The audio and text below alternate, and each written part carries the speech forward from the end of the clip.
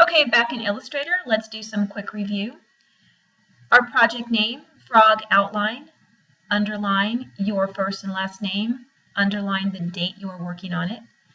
The date you probably will be working on this will be 9.29, which is Tuesday. And here are your tools. If you cannot find a tool, be sure you click on the arrow, and there might be some other tools. Right-click on that arrow, and there might be your tools hiding behind the other tools. Your palettes, let's get out of this so I can show you what to do here. Your palettes, put this away, let's get that back in there. Your palettes are located here. Get familiar with the icons. The lines, the 3 lines, are your stroke. When you hold your cursor over it, you will find out what is hiding behind there. Your dark to light is your gradient. This is transparency. We haven't worked with that yet. These are layers. That we will work on today, and we started working on that last time. And of course, what we want to find out is where is our swatches palette. Let's go up to Windows and alphabetical order, A all the way down to S here, swatches. And we were working with Pantone solid coated colors.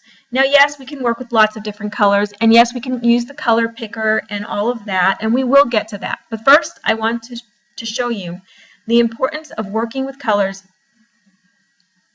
that you can match up to real-world application jobs that you might print out. We'll talk about the difference between printing out a job and saving a job for the web. If you want to find more colors, last time we selected some colors we thought would be appropriate to use with this particular illustration. But if you want to find more colors, drop-down box, open swatch library, color books, Pantone solid coated color.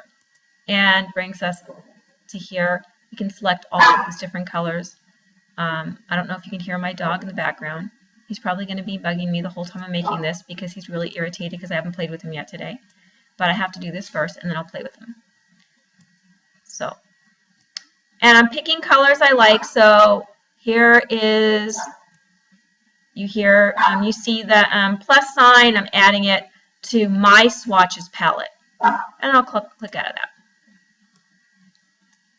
And so now I'm going to make some more stars. So there were 2 ways in which we can make stars. We could use our pen tool, and we could click, click, click. Well, let me go see what's happening here. Now, what happens if I want to stop that? And I want to go over here, and oh my gosh, my pen tool is sticking everywhere like a spider web. I just have to either hit the A key and watch what happens when I hit the A key. My direct selection tool is selected.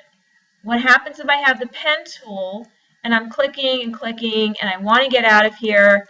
Well, first thing, if I make a big mistake, Control Z is always the best thing to do. You go right back to where you started from. Don't try to fix something that looks crummy. Just undo it and do it again. But how do I get out of this pen tool? Well, I could hit A or V, and when I hit V, I get the selection tool. So the direct selection tool has different functions in the projects, and the selection tool has other functions. So if you're in one of these tools and you can't get out of it, hit A or V, and it will immediately release the tool, and you can either have your selection tool or your direct selection tool. Okay, so for right now, we want to get rid of that because I don't know how that got there, so let's delete that. So here we are. Let's go to our swatches and let's find out what's selected. And so I, for right now, don't want to fill. I just want to have a stroke. And the stroke is the box with the hole in the middle, and the fill is the solid box. Okay? So if I don't want to have any fill, I will click on this. And if I want to be activating the stroke, I have to click. You see that drop-down box? It says, let's see if it comes back. Well, it doesn't come back, but it said stroke, click to activate. So I can see it. I can see the whole thing now, and it's activated. And so now I can make stars in 2 ways. I could use the pen tool, just for practice, because the pen tool is one of the hardest things to use.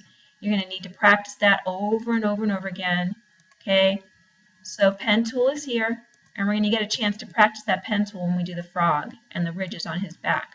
Okay, I click V to deselect that tool, and now I could go ahead and I could fill it with any fill that I want. I could also use the star tool, and I can make stars with the star tool.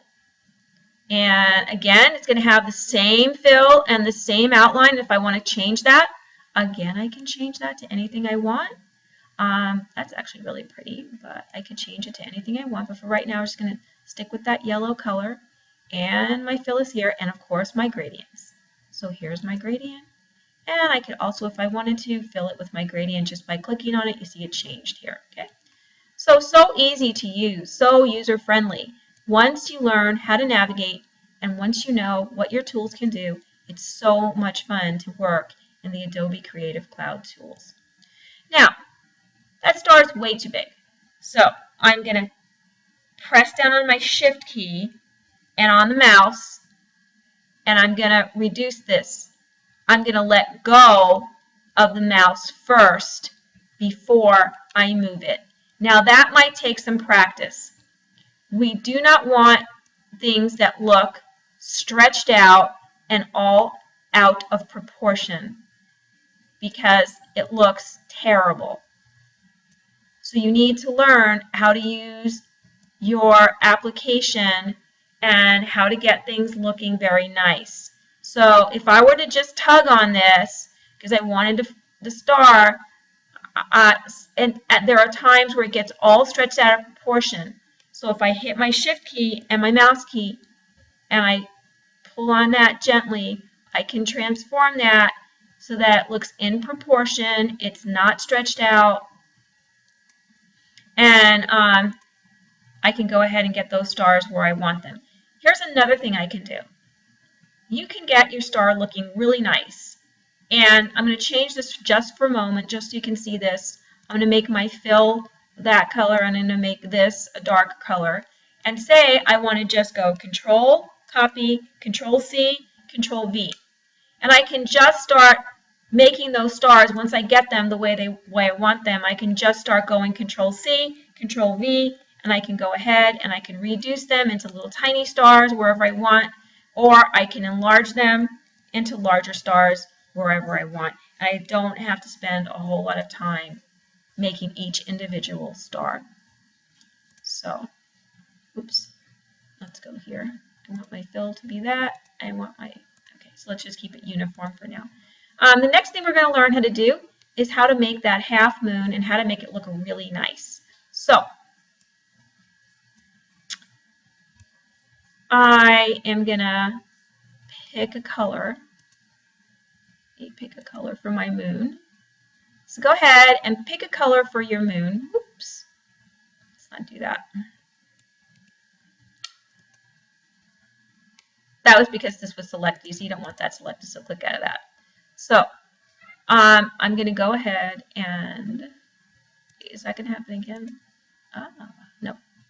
And then maybe no outline, maybe no stroke, but just a nice, let's see if I can get this color in there too. I want a real pale moon. If you are watching this, you might recall that on Sunday night we were having a solar eclipse, and they had a blood moon, which was a rusty red color moon, and it was only going to be available to see between like 6:30 and somewhere between 7:47. I don't know if any of you saw that. So here we go. I have a cool color for my moon, and I want to go ahead. I'm going to go over here to my tools palette and find my ellipse tool, and I'm going to draw a circle out here on my workspace. And if I don't pull it out, it's going to be a circle. I don't really want an ellipse right now. What I want is a circle. Boop. And that circle is the color of my fill right here. And then what I'm going to do is I'm going to go Control C, Control V, and I'm going to get another circle. I'm going to hit my selection tool, and I'm going to put those two circles one on top of another just like that. So I'm going to now go up to my window and I'm going to find my Pathfinder tool. You're going to love the Pathfinder tool. Just wait until you do your logo. You're going to love it. So I copied my circle. So let's do that again. Just for purposes of learning how to do this, let's go ahead, go back to our ellipse tool, draw a circle with it about this big, duplicate that by going Control C, Control V. I now have two of them. Let's get my selection tool so I can move that around, and I'm going to place that right there. And I've got my Pathfinder tool. I'm going to move that around a little bit right there. I've got my Pathfinder tool. I found it in my windows. And now the next thing I want to do is I want to take, with my black arrow, I'm going to draw a box around everything so all of it's selected. Follow me over here to Object and Group. And now when I click on minus front, I'm going to get a cool half moon shape. That's why you need to follow the tutorials, because you want your shapes not looking all wonky looking, but looking very nice and professional looking. And I'm going to reduce that just a little bit, and maybe I can make it even smaller. Wait for that. Where did I get my, here we go. Yep, see how my arrow's bent now? Well, that's when I can rotate things and select things and put them where I want them. Okay, and so I'm going to leave that right there, like that. Oh, you can't hardly see it. Maybe I'm going to put a thin stroke around it. Let me see what kind of color I want to put on there. So let me find my, where's my stroke tool? Well, here, stroke right here. Let's see what color I want to put my stroke. Maybe I'm going to put, I don't know. Let's see. Maybe, maybe I'll just make it the same. And 1 point. And so it has a small stroke around it. I might go back and change that. I don't know. But for right now, for purposes of the tutorial, I'm just going to make some quick decisions. Now, let me go back and let's look at my layers palette. What do we have on my layers palette? Well, I might as well rename this Stars and Moon because I put the moon on the same palette as that, on the same layer as that. So let's do Stars and Moon. Then go OK. Now what we want to do is we want to create a new layer. And on that new layer, we're going to call that Frog. And we're going to stop right there for today.